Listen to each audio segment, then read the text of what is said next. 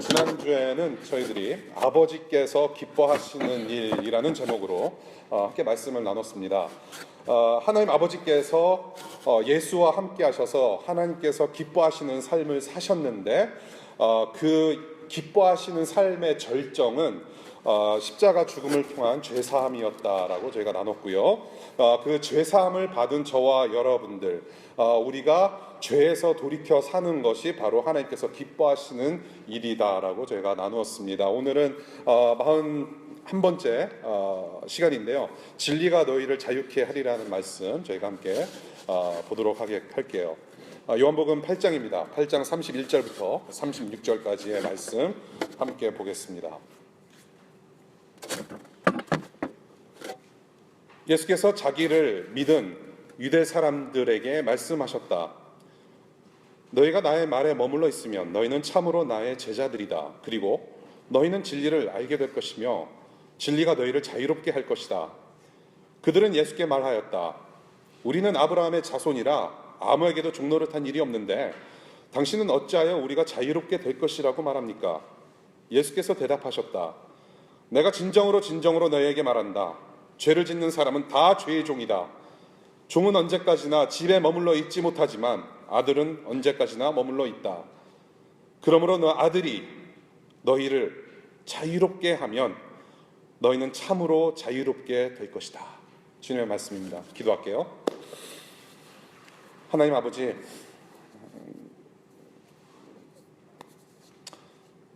저희들에게 사시사철을 보여주심으로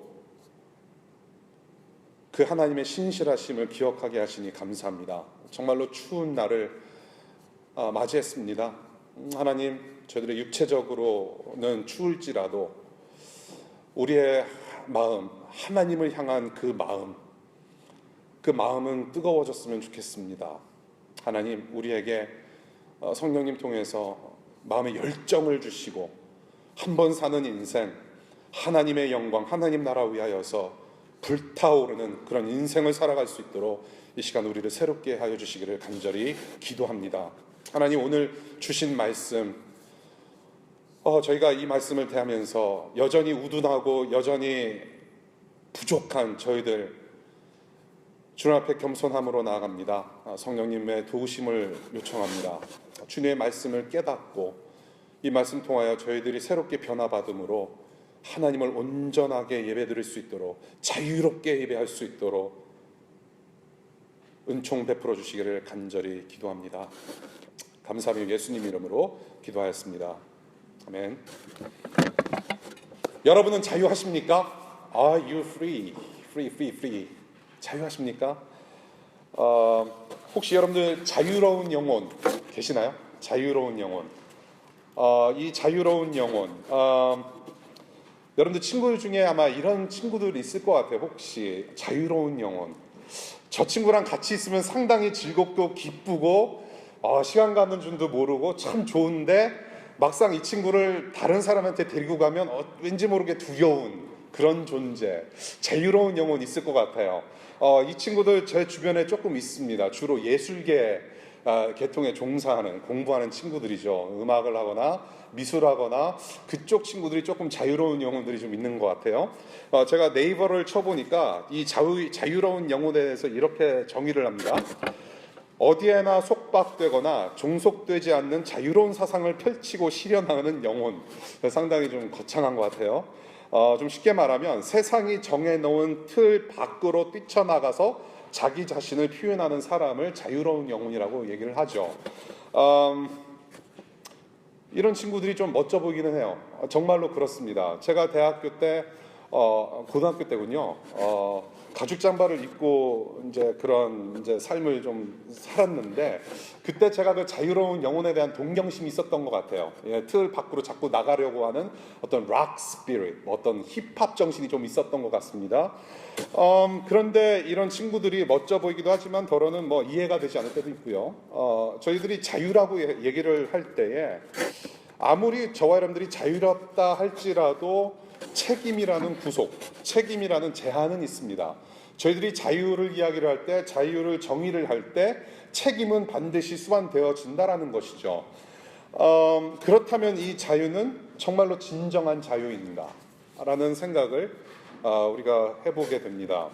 이 자유라는 단어, 이 자유는 기독교에서 상당히 중요하게 다루는 주제이기도 합니다. 저와 여러분들은 정말 자유한지, 하나님께서 말씀하시는 참된 자유는 무엇인지 오늘 본문을 통해서 좀 알아보고자 합니다.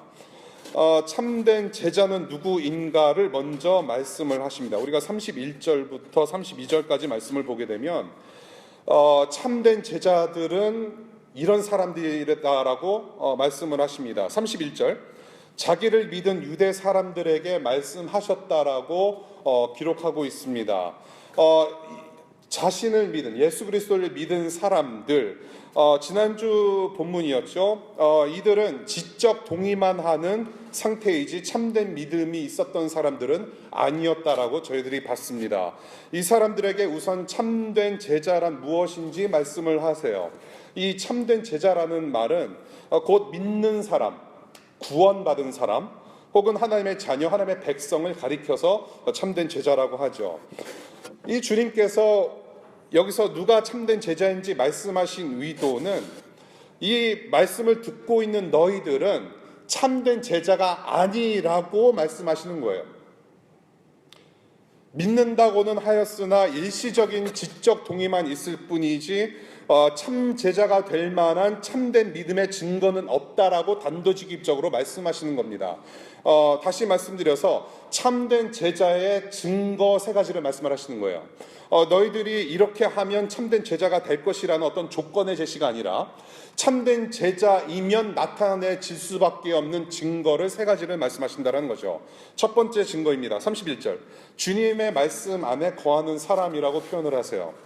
말씀 안에 거한다, abide in me, abide in word, 그리고 머무른다, hold on to it, 뭐 그런 식으로 표현을 하시는데요. 이 의미는 말씀을 곧 지키고 말씀을 붙잡고 순종하고 살아가는 것을 뜻해요. 또한 말씀에 대한 갈망이 생깁니다. 구원받은 사람들의 특징 중 하나, 큰 특징 중 하나는 말씀을 가까이 하려고 하는 마음이 생긴다라는 것이죠. 말씀에 대한 열정이 생깁니다. 전에는 몰랐으나 그 주님의 진리의 말씀에 대해서 더 가까이 하려고 하는 마음이 생긴다라는 것이죠. 전에는 한 번도 들춰보지 못했던 성경 말씀, 성경책인데 이제는 내가 믿고 보니 어떤 믿음이 생기다 보니 말씀이 들어온다라는 것이죠. 그럼 이런 상태는 어떤 상태냐? 예수 그리스도께서 비유로 말씀하셨던 그런 상태인 것 같아요. 마음과 영혼의 밭에 말씀의 씨앗이 잘 뿌려져서 심겨진 상태라는 것이죠. 구원받은 하나님의 자녀, 백성된 사람의 특징, 예수님의 참된 제자의 특징으로서 볼 수 있다는 것입니다. 주님의 말씀 안에 거한다. 두 번째 특징입니다. 진리를 아는 사람이라고 말씀하세요. 32절이에요. 진리를 아는 사람, 진리를 알게 된다. 이제 날이 춥습니다. 날이 추운데 이제 추운 날이면 뭐가 진리입니까? 주로 포가 진리라고 하시는 분들이 계시죠. 추운 날에는 포가 진리지. 예, 저는 포가 하나도 안 땡겨요. 아시는 분들은 아시겠지만 저는 포 없어도 사는 사람이에요. 저는 라면을 즐깁니다. 저한테 뭐 포를 같이 먹으러 가자라고 하시면 안 돼요. 저는 포를 잘 못 먹어요. 예, 무엇이 진리인가? 무엇이 진짜 진리인가? 하나님께서 진리이십니다. 예수 그리스도가 진리이시고요. 그분의 말씀, 또한 그분으로부터, 하나님으로부터 오는 모든 것이 진리라고 우리는 알고 있습니다. 진리의 빛 예수께서 우리 수준으로 이 땅에 오셔서 그 하나님의 진리, 그 진리를 깨닫게 하셨다는 것입니다. 빛으로 오신 예수 그리스도를 통해서 우리는 진리이신 하나님을 알게 된다는 것이죠. 그래서 참 제자는 말씀 안에 머물고 참된 제자는 그 말씀을 통해서 진리를 알게 되고 깨닫게 되는 것이다 라는 말씀을 하시는 것이죠. 세 번째 특징입니다. 세 번째 참된 제자로서의 증거, 32절, 진리로 자유롭게 된 사람을 가리킵니다. 진리로 자유케 된다. 진리가 너희를 자유케 하리라. 연세대학교 슬로건이죠. 진리가 너희를 자유케 하리라. 또 하버드 대학 가면은 진리입니다. 하버드 대학의 어떤 어디인가요? 뭐라고 그러죠? 그래서 그 하버드 대학의 문장을 보게 되면 거기에 베리타스라고 써져 있습니다. 그것은 진리라는 뜻이죠. 그래서 학업을 통해서 학문을 통해서 진리의 빛으로 세상을 밝히라는 어떤 기독교적인 정신이 담겨져 있습니다. 지금 하버드 대학이 그렇게 기독교적인지 연세대가 기독교적인지 잘 모르겠어요. 아무튼 있습니다. 너무나도 흔히 잘 알고 있는 구절이죠. 진리가 너희를 자유케 하리라. 어떤 진리인가? 이 순서를 좀 보겠습니다. 이 31절과 32절의 순서. 말씀에 우리를 거하게 하셔서 그 말씀을 통해서 진리를 알게 하시고 그 진리로 말미암아 자유를 누리게 된다. 그리고 이 사람들이 참된 제자이다. 이것이 바로 참된 제자들의 증거다라고 말씀을 하세요. 그야말로 자유로운 영혼이 되는 것입니다. 저와 여러분들이 미술과 음악을 하지 않아도 이미 진리 안에서 우리는 변화를 받아 자유로운 영혼이 되었다라는 것이죠. 진리신 하나님 안에서 누리는 이 자유는 제자된 영혼들의 증거다라고 32절까지 이렇게 말씀을 하십니다.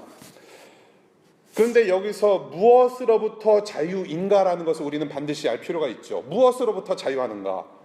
우리는 자유하다고 말하고 자유를 누린다라고 생각을 하는데 무엇으로부터의 자유를 말하는 것인가? 다음 대화 내용에서 보게 됩니다. 33절과 34절, 35절의 내용이에요. 무엇으로부터 자유로운가?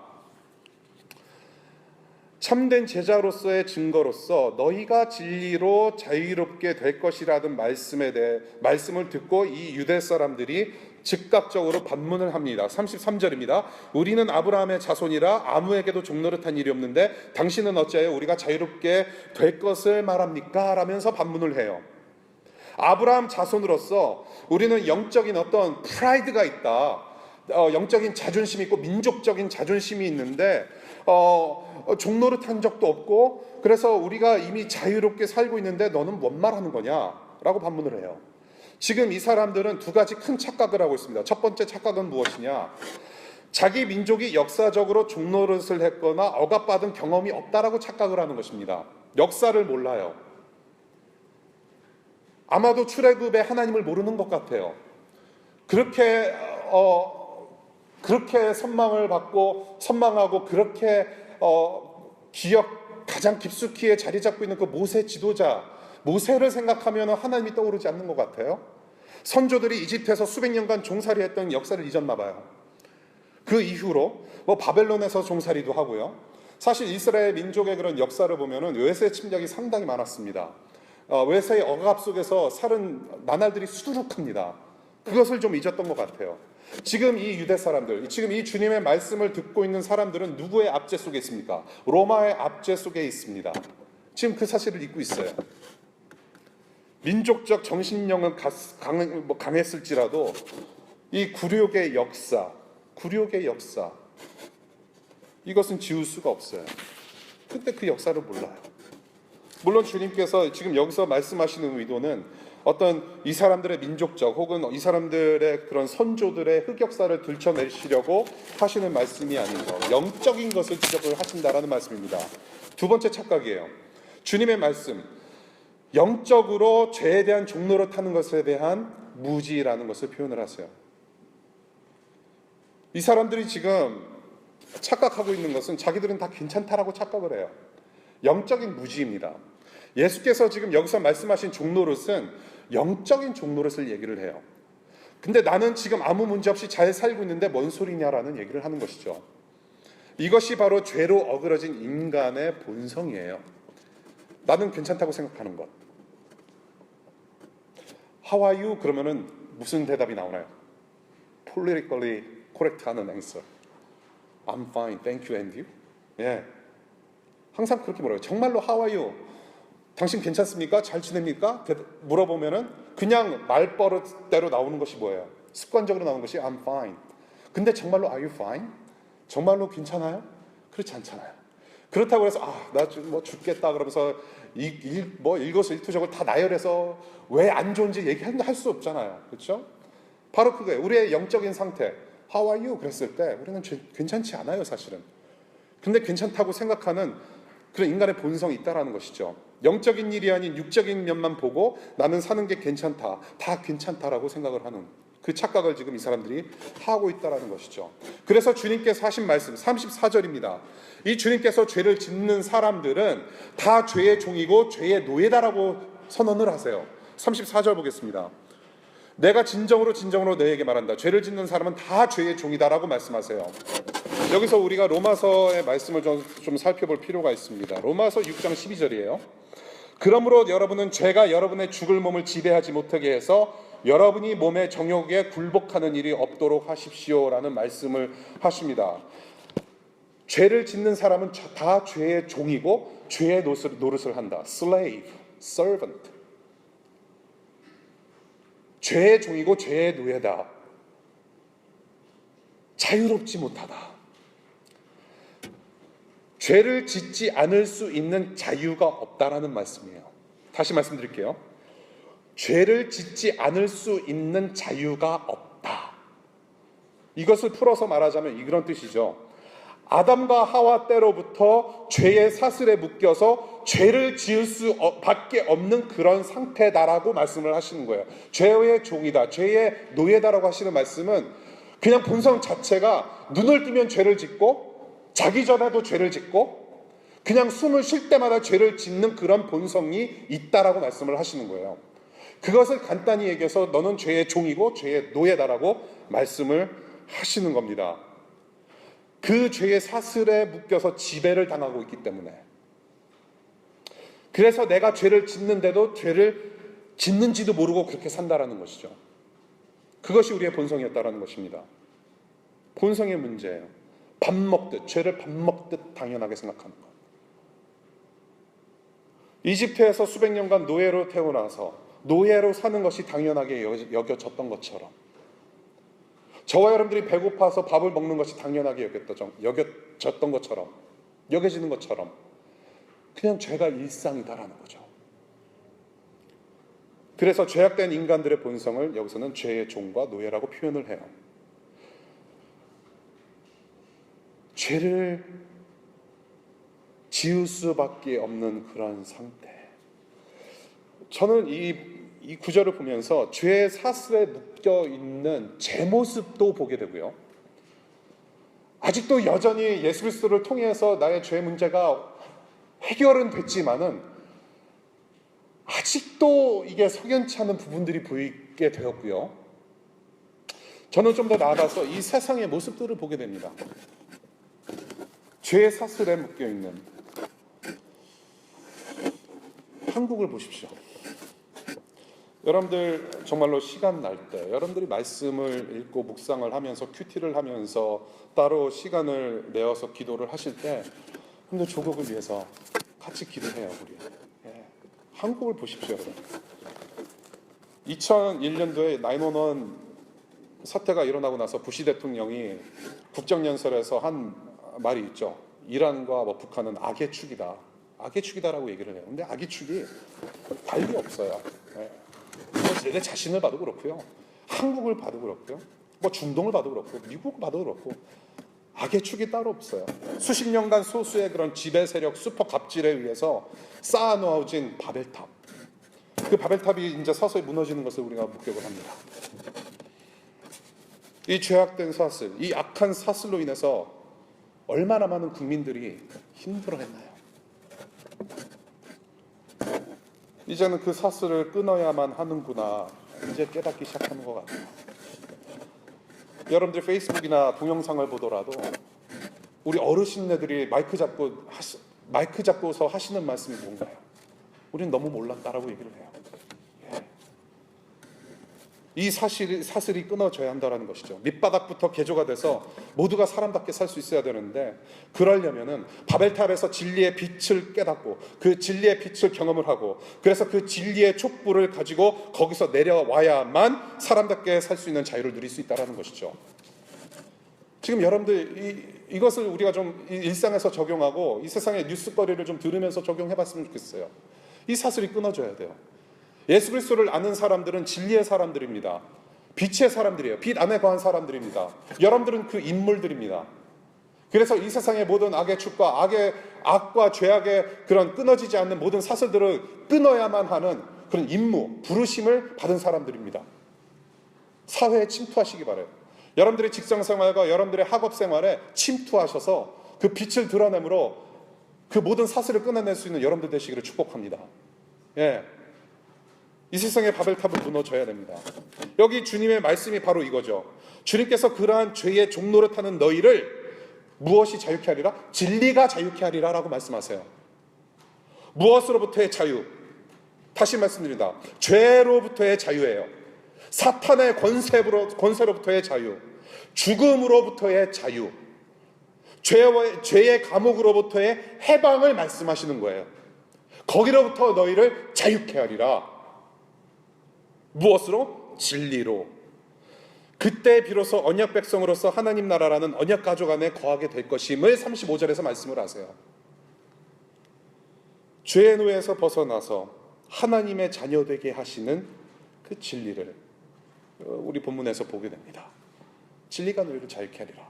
자, 그렇다면 여기서 주님께서 하시는 자유란 무엇인가? So what? So what? 죄에서 자유케 되고 죽음으로부터 자유케 되고 그런 사탄의 권세로부터 자유케 되면 그 무슨 자유인가? 참된 자유의 의미와 목적은 무엇인가? 죄로부터 자유를 누려서 so what? 죄로부터 구원받아서 무슨 자유를 누리냐는 것을 우리가 좀 생각해 볼 필요가 있다는 것이죠. 여기서 말하는 자유, 우리가 예수 그리스도 때문에 죄 사함을 받고 아무거나 다 할 수 있는 자유를 뜻할까요? 예를 들어서 예수 그리스도께서 십자가에서 죽으심으로 내 죄가 모두 사해졌고 나는 이제 새로운 사람이다. 그러니까 나는 아무거나 해도 상관없다. 왜냐? 나는 이미 구원받은 사람이니까. I can do anything. 뭐 그런 의미인가요? 그래서 내가 죄를 좀 짓고 내가 원하는 대로 좀 살면은 나는 이미 내 죄가 십자가에서 2000년 전에 못 박혀서 죄 사함 받았기 때문에 나는 괜찮다라고 생각하는 것이 자유인가요? 아니면 무엇인가요? 그 자유가. 이것이 바로 오늘의 핵심이라고 저는 생각해요. 우리를 진리로 자유케 할 것인데 그러면은 자유한다는 것이 무엇인가? 여기서 주님께서 의도하시는 참 자유, 성경에서 우리에게 주시는 자유의 의미는 무엇이냐면요, 하나님의 형상을 저와 여러분들이 온전하게 회복하는 것을 말해요. 저와 여러분들은 창조시 인간들은 하나님의 형상대로 지어졌습니다. We were created in the image of God. 하나님의 형상대로 지음 받은 사람들이에요. 근데 죄 때문에 뒤틀려져서 우리는 하나님의 형상에서 어그러졌다라는 말씀입니다. 참 자유란 무엇인가 하면 하나님의 창조하신 목적대로 변화받는 것을 뜻해요.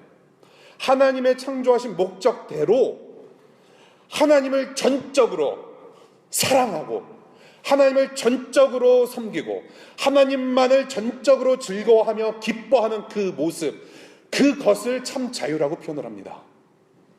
예전에는 내가 죄 때문에 하나님을 전적으로 사랑하지 못하고 하나님만 예배하지 못하였으나 이제는 하나님께서 지으신 바대로, 창조하신 바대로 100%를 다 내어드릴 수 있는 그런 자유를 누리게 된다는 것을 말씀을 하세요.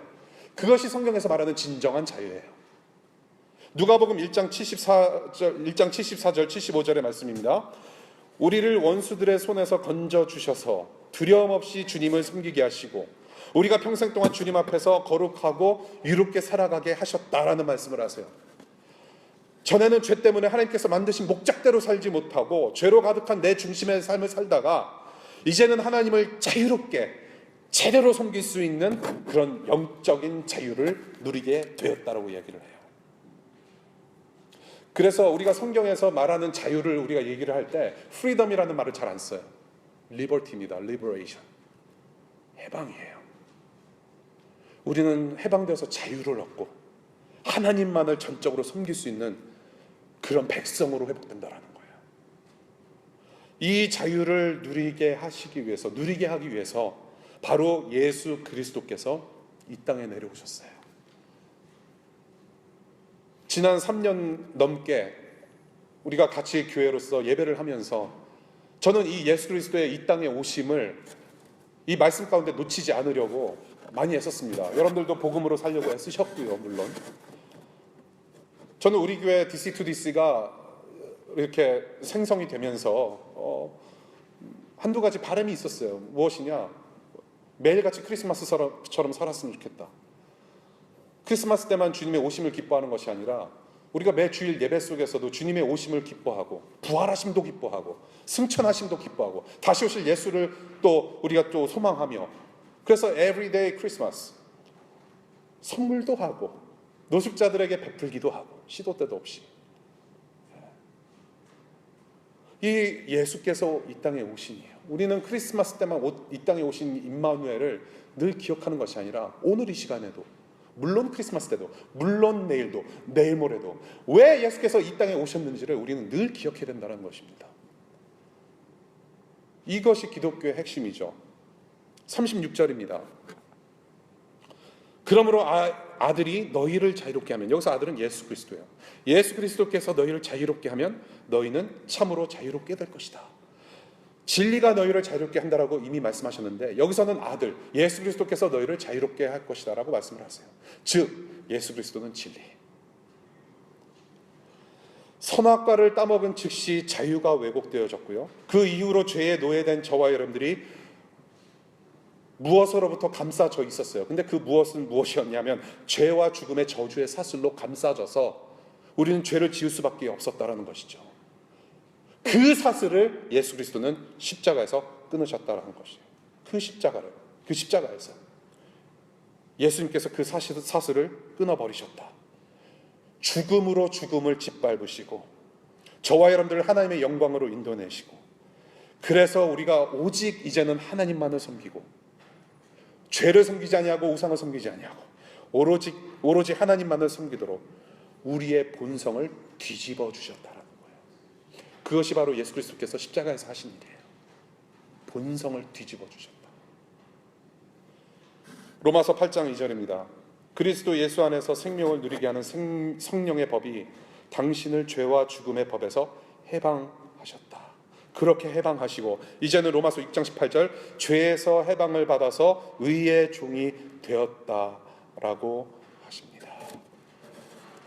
본성이 뒤집어짐과 동시에 우리의 신분, 저와 여러분들의 스테러스는 바뀌었다라는 것이죠. 그래서 참 자유는 무엇이냐? 저는 이렇게도 표현을 할 수 있을 것 같아요. 하나님으로부터의 독립선언이 아니라 의지의 선언이다라는 것이죠. 나 혼자면은 하나님을 떠나서 내가 독립선언해서 내가 독립적으로 무엇인가를 할 수 있다가 아니라, 그것이 자유가 아니라 의지의 항복의 표현이라는 것이죠. 하나님, I surrender. I come before you. 하나님을 의지하는 것이 참 자유다라는 거예요. 전능하신 창조주 하나님의 주권 안에 참 자유가 있고, 주님의 주권 밖에서 내 주권으로 사는 것은 자유가 없다라는 것이에요. 독립선언이 아니라 항복선언이에요.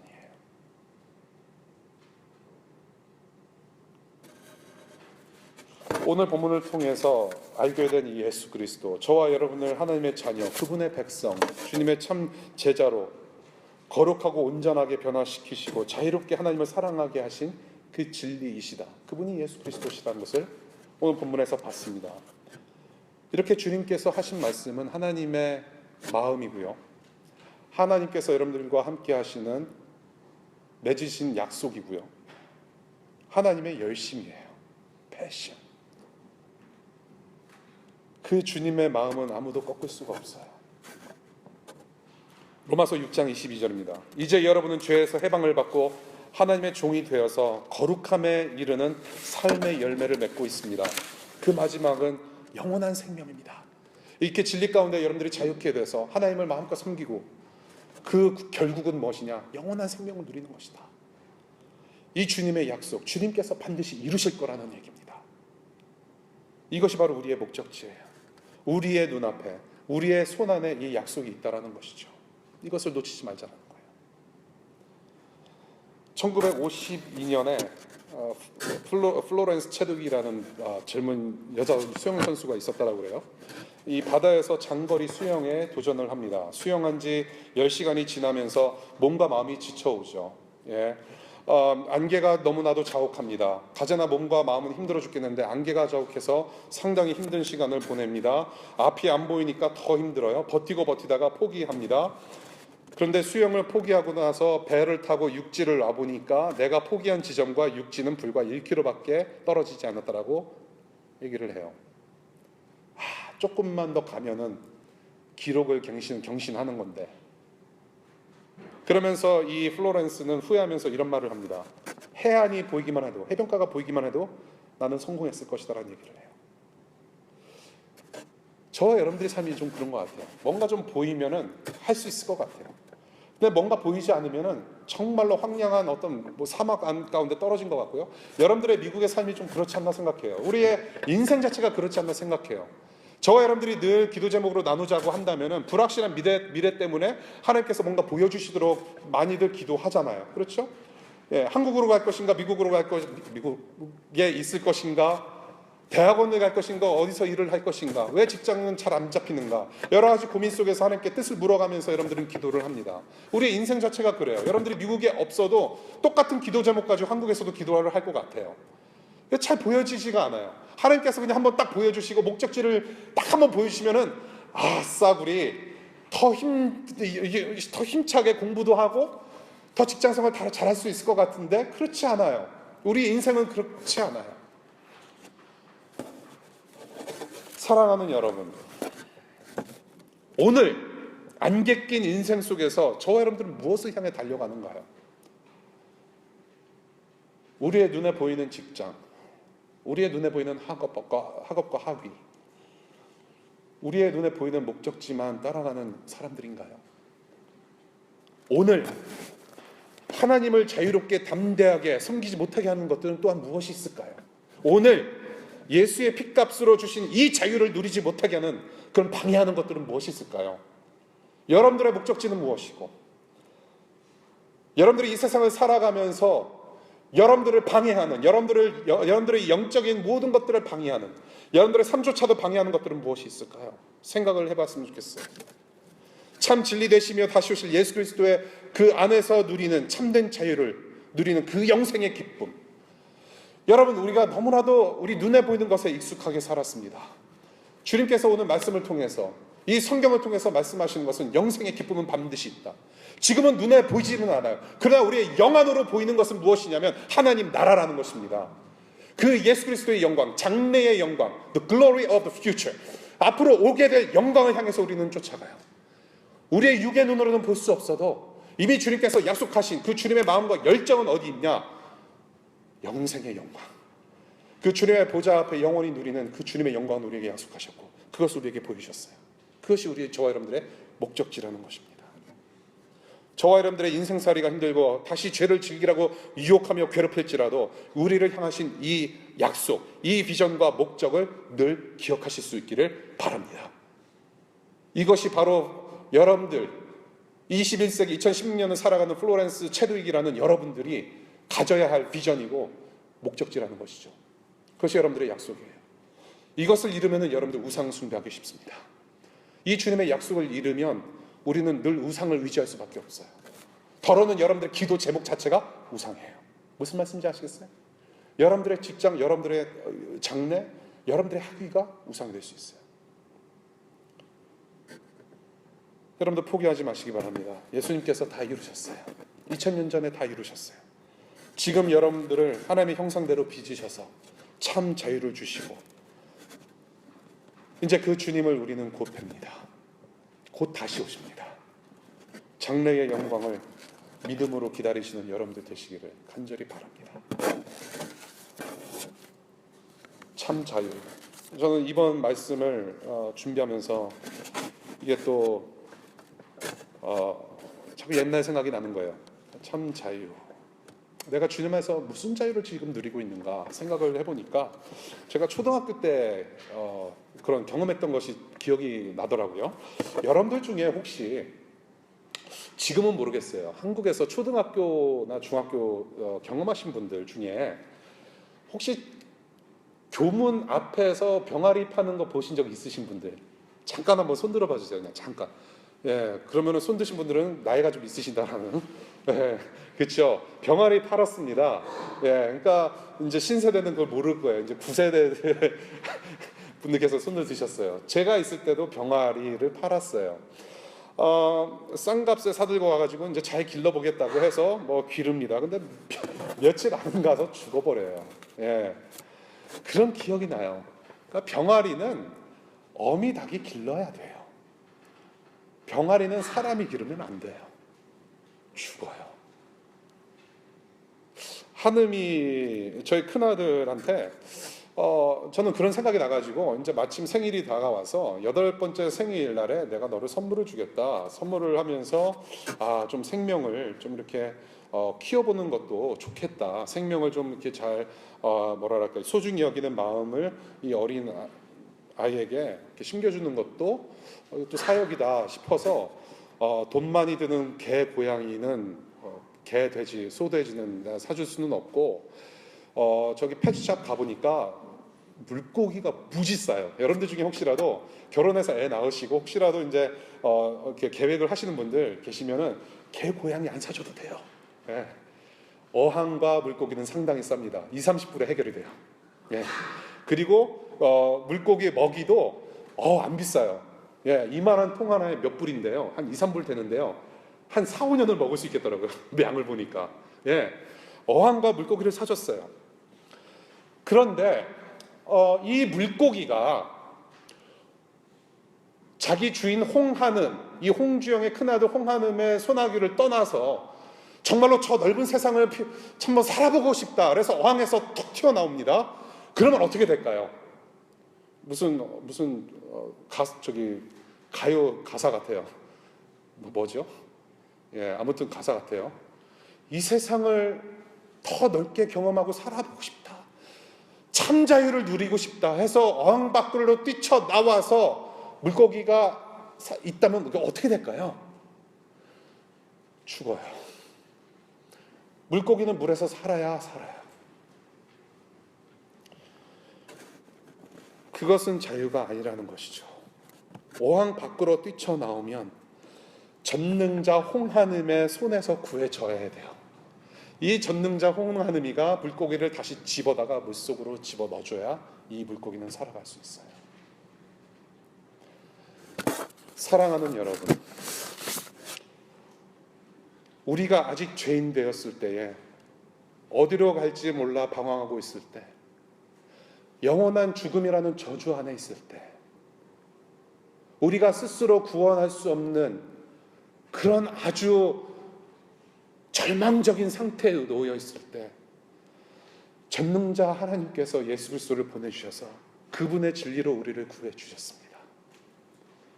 하나님의 영광 안에서 이제는 하나님을 영원토록 사랑하면서 섬기는 참 자유를 주셨어요.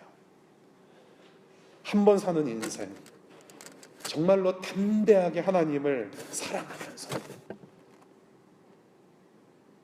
우리가 이 세상을 바라보면서 불의와 죄악의 사슬에서 헤어나오지 못하는 우리 조국과 이웃들과 열방의 그 많은 영혼들, 그 사람들이 모두 주님께서 주시는 참 자유를 만끽할 수 있도록 섬기시는 여러분들 되시기를 간절히 축복합니다. 그래서 그 주님의 사랑, 그 사랑의 주님께서 임마누엘의 하나님이심을 여러분들 일상에서 증명해 보이시는 참된 제자들 여러분들 되시기를 간절히 축복합니다. 기도할게요.